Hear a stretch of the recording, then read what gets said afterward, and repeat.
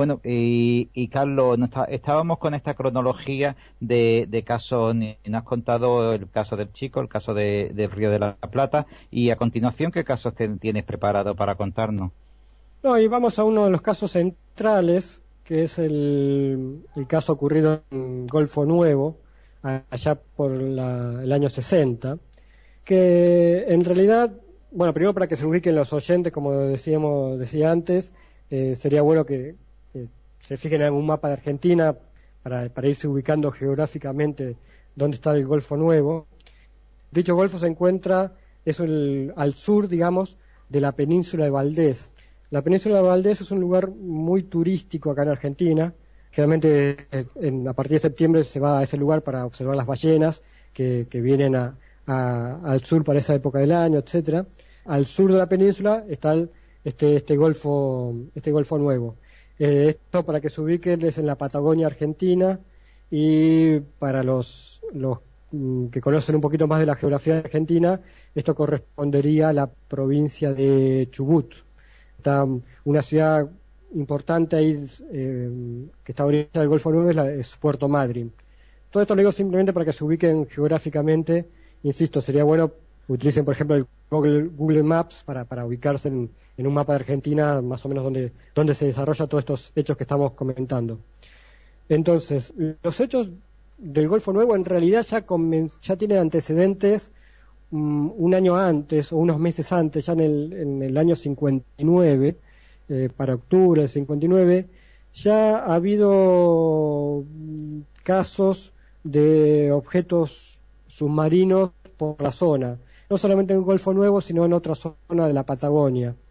Un detalle importante, este tema de los OSNIs en Argentina, y particularmente los casos OSNIs en la Patagonia, muchos lo relacionan con submarinos alemanes.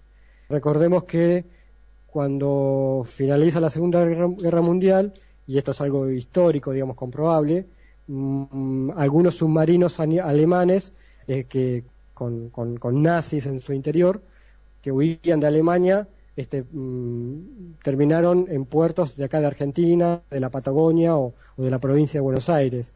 ¿Por qué? Porque, bueno, en su momento el gobierno de turno evidentemente tenía una política favorable o por lo menos de acoger a todos estos nazis que venían en los submarinos. Así que hubieron casos de submarinos que posterior al fin de la Segunda Guerra Mundial llegaron a Argentina. Entonces, con el tiempo, estos casos de OSNIs que se ocurrían en la zona de Patagonia, alguno lo empezó a relacionar con que en realidad eran submarinos alemanes o cosas así.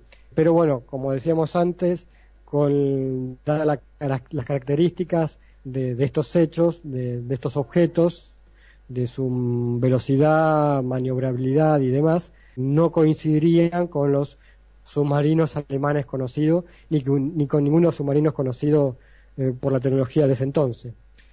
Entonces, volviendo a los hechos de Golfo Nuevo en Chubut, si bien ya hubo, como decía antes, meses anteriores ya había algún antecedente, los principales hechos comienzan, un poco como ya lo comentaste tú, Jesús, allá por fines de enero del 60, o una fecha concreta puede ser el 30 de enero del 60, como bien decías vos, cuando a eso de las 9:30 de la mañana, estando en el Golfo Nuevo, unos barcos a través del sonar, y acá sí hay detección por sonar, detectan lo que entonces en principio se llamó un probable submarino. Obviamente, cuando cualquier barco detecta algo así por sonar, obviamente lo primero que vas a pensar es que es un submarino o algún objeto así conocido, ¿no?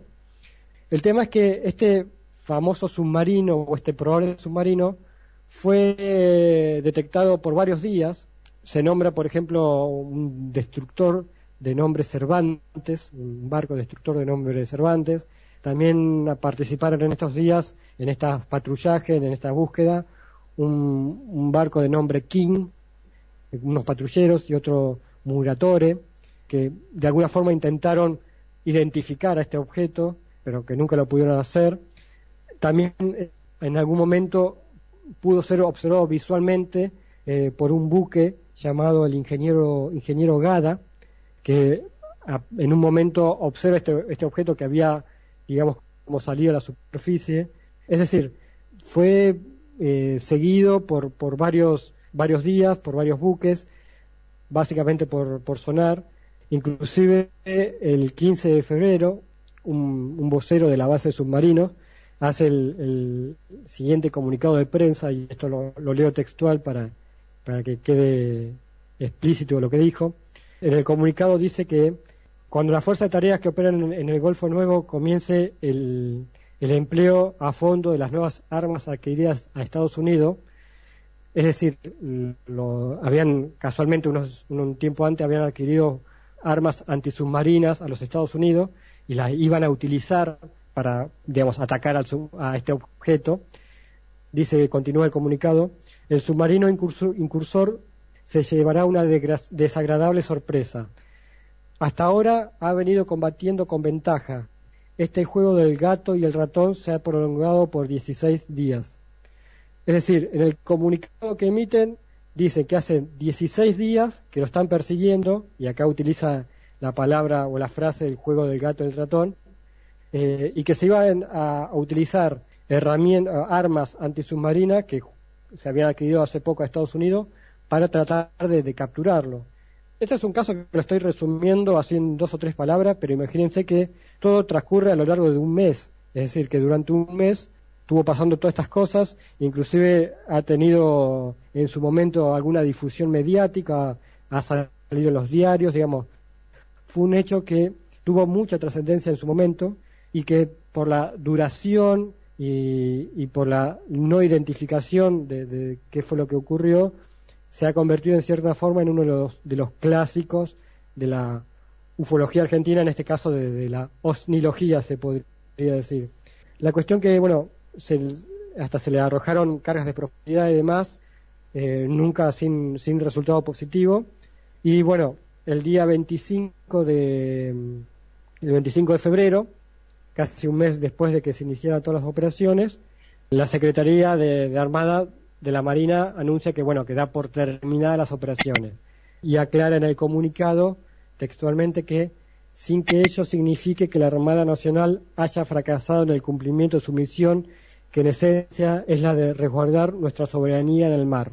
Es decir, la Marina Argentina no pudo capturar este objeto, no lo pudo identificar, no lo pudo destruir, pero bueno, el 25 de febrero da por concluidas las operaciones, pero aclara que eso no significa que no cumplió con su misión, digamos, de proteger o de resguardar la soberanía del mar. Lo interesante de este caso, habría varias cosas para comentar, pero no me quiero extender demasiado, es que casualmente una de las personas que estuvo en uno de estos barcos es el señor Osvaldo Sánchez. Osvaldo Sánchez actualmente es investigador del tema OVNI. Él reside en la ciudad de Resistencia, en la provincia del Chaco. Estuvo participando en estas maniobras porque era marinero en aquel entonces, cadete, digamos. Luego se ingresó a la policía, se hizo comisario, se retiró como comisario de la policía. Actualmente reside en Resistencia, Chaco, y desde hace mucho tiempo se dedica al tema OVNI. Cuando ocurrió este hecho, él todavía no estaba metido en el tema OVNI, sino que mucho después, digamos, ¿no? Pero bueno, tuvo un poco la suerte de haber participado en este evento. Y Osvaldo Sánchez tiene un programa de radio desde hace muchos años, y casualmente en uno de sus programas de radio, él comentó lo que pasó en aquel entonces, que él fue testigo, digamos, ¿no? Hizo un muy breve comentario de aquel hecho, muy al pasar, porque en realidad está hablando de otros temas, y muy al pasar hizo este comentario, pero bueno, yo tuve la suerte, casualmente, que estaba grabando ese programa de radio cuando le hace este comentario, muy al pasar de este caso, y bueno, como hoy estábamos hablando del tema OVNI y íbamos a tocar este caso en particular, lo traje para que compartirlo con ustedes, para que puedan escuchar en base de un testigo directo de aquel entonces un poco lo que vivió. Es muy cortito, dura apenas 2 minutos y medio, es muy breve, pero vale la pena escuchar un testimonio directo de este caso. Yo tuve el gusto de pertenecer a la Armada Argentina, tuve 5 años con un contrato. Y bueno, estuve navegando en uno de los buques de Armada en ese año 1960, cuando de pronto hubo alerta general, o sea, sonó ¿cómo se dice? El de combate, la alerta de combate. Claro.